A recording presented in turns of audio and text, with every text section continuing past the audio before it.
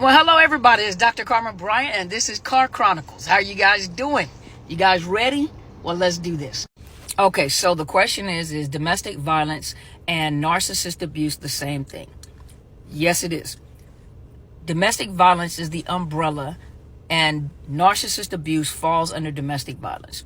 Narcissist abuse. I always say narcissist abuse because I describe the person that is committing the abuse, that is the perpetrator of the domestic violence, is a person that has narcissistic personality disorder. So I say narcissist abuse because I'm referring to the person that is committing the domestic violence. Some people say narcissistic abuse, which is the adjective that describes the behavior of the person, or is the adjective to the abuse. Narcissistic abuse, the ghosting, the gaslighting, all those things that we talk about in reference to the facts of the abuse, so that is an adjective describing the type of abuse. So I say narcissist abuse because I'm referring to the person that's committing the crime or perpetrating the domestic violence. But domestic violence is narcissist abuse is domestic violence. It is. Now, I have had conversations with people, and when I asked them, I said, have you ever considered the fact that you're going through domestic violence? And so most people, I was always under the assumption, I don't know why, I was under the assumption that, okay, with as much as people talk about it, people understand what domestic violence is, but some people do not understand what domestic violence is. And that domestic violence, when you say domestic violence, most people say, but she didn't put her hands on me, or he did not put his hands on me. So, I've never been beaten, or they get really, really bold. Nah, that's not, I ain't never been through no domestic violence because, they're not going to put their hands on me. They're not going to put their hands, they don't put their hands on me. They ain't going to put. Domestic violence is not just a physical abuse. Domestic violence also, which is narcissist abuse, is the financial abuse, the medical abuse, the name calling, think about it for a minute. Financially, they try to keep you in a financial rut. Why? So that you can't get out and you can't get away from them. You're financially dependent on them. When it comes to medical abuse, if they do put their hands on you, or if they do something to you, they won't allow you to go get medical treatment. Or if something is wrong with you, one of the biggest ego boosts for a narcissist is if you unalive yourself. To them, that is the greatest sacrifice on their little dysfunctional altar, for you to unalive yourself, or for something to happen to you and then you pass on. You go over the bridge, so they don't have a problem with not allowing you to go to medical, to get medical care, or even with the children, for the children to go get medical care. They prevent you from doing it. Or for those of you that need mental health care, a lot of you need mental health care, but they prevent you from going because you're going to go and tell the truth, or you're going to go and tell what's going on. So they try to prevent you from going to get mental health help. So another thing with domestic violence is the fact that when you talk about physical abuse, sometimes people assume that physical abuse is just putting their hands on you. Physical abuse is also preventing you from leaving a room. So when they're arguing with you, they block the door, or they block you to prevent you from going anywhere. That's also considered physical abuse, even though they don't put their hands on you. But they block you from leaving the room. When they're having a conversation, they keep you from moving. They move along with you so you can't go anywhere. And what's the first thing they say? They're like really close in your personal space. And then they tell you in your face, I'm not touching you. I'm not putting my hands on you. I'm not doing anything. And they're talking. And when I was in a situation like that, the narcissist that I was married to, he would scream and yell, but spit in your face while he's doing it. And he knew that was going to get a reaction. He used to do it to me. He used to do it to my older daughter. And he would get angry and get really close in your face. And the first thing he would say is, I'm not touching you. So this is not physical abuse. He didn't say physical. He said, this is not domestic violence. This is not abuse.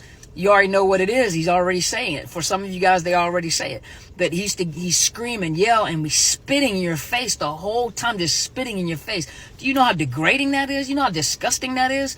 And then my daughter would fight. When she got older, she would fight. And I would fight, push you off. You push him off. But then it's that what is it called? Reactionary abuse.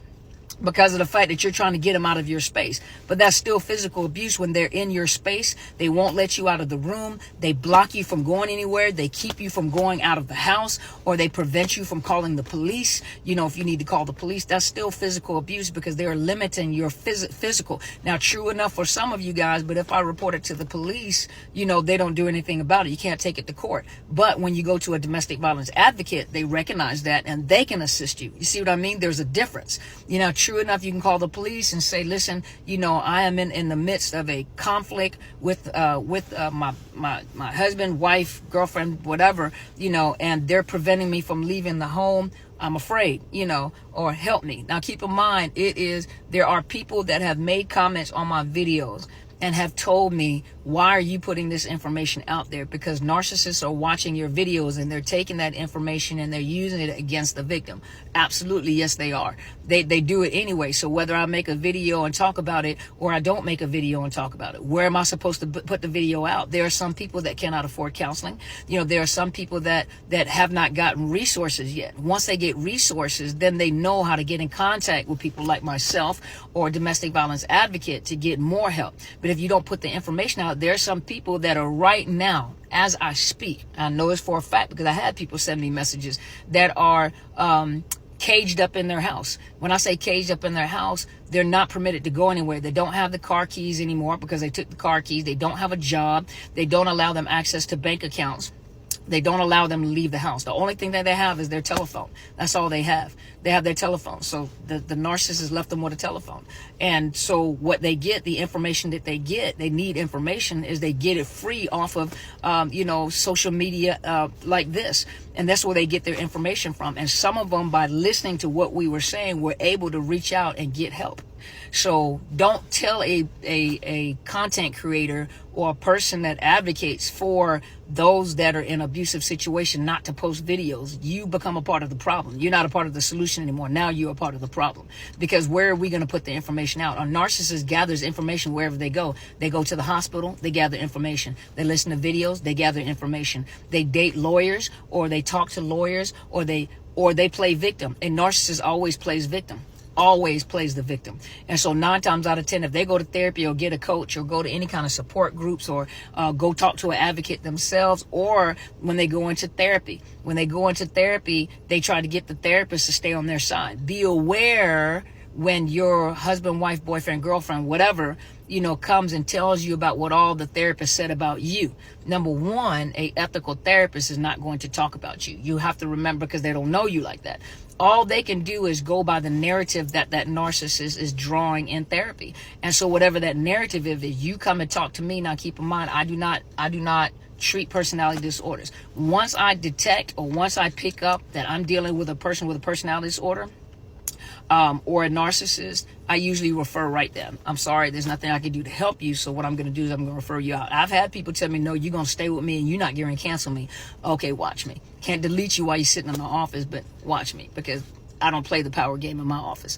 And so you have to remember that there are narcissists that go in, they want control of the therapist too, because they can use the therapist, or they try to use the therapist in court situations. So they're manipulating the therapist, and they're trying to get the therapist to say what it is they want them to say, you know, in the narrative. So they can subpoena the therapist, or they get but you have to remember that we can only go by your narrative and we'll ask questions. Okay, let's look at the pros and cons of this situation. If you feel like that you're being abused, what are some of the alternative methods, or, what are some of the things, we kind of leave it in your court. What is it you're trying to do? Now, if you're telling me that, this person's putting his hands on you, he's doing this, or she's doing that, she's doing this, then I will give you information, number one, to the crisis hotline. I will also give you information to shelters, local shelters, and domestic violence advocates. Now, keep in mind, if a narcissist gets this information, guess what they do?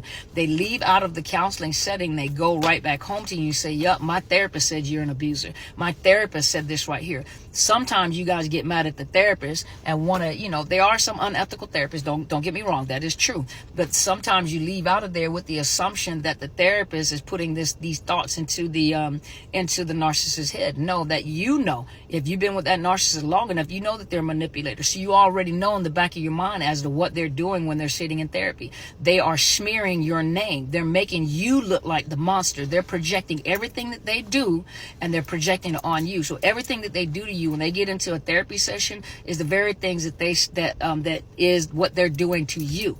So listen, domestic violence, narcissist abuse is domestic violence. Narcissistic abuse is domestic violence. Reach out to a local advocate.